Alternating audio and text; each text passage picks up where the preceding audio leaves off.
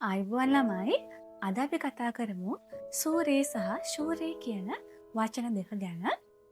ශූරේ කියන වචනය අපි පාවිච්චි කරන්නේ පුතේ සාමාන්‍යයෙන් දක්ෂයා මල්ලවයා කියන අර්ථයෙන්. හරිද? උදාහරණයක් විදිහට ධාවන ශූරේ. මල්ලව ශූරයා. බර එසවීමේ ශූරයා. තවත් උදාහරණයක් ගත්තොත් සුසන්තිකා ජයසිංහ ක්‍රීඩා ශූරියකි.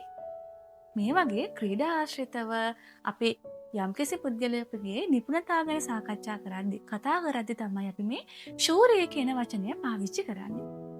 හරිද? හැබැයි සූරිය කියන වචනය අපි පාවිච්චි කරන්නේ පුතේ විශේෂයෙන්ම සාහිත්‍ය කලාවේ නිපුණතාව පෙන්වන පුද්ගලයා වෙනුවෙන්. හරිද? දක්ෂයා, පඬිතයා කියන අර්ථය, උගත් පඬිත කියන අර්ථය මේ වචනේ ගැබ් වෙලා තියෙනවා. හරිද?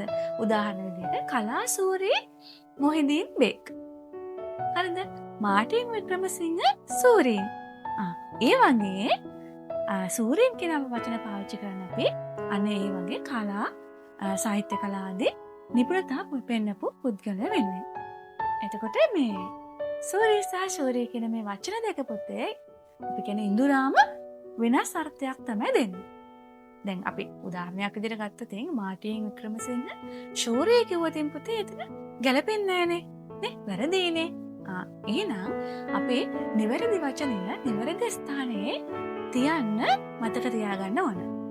හරිද?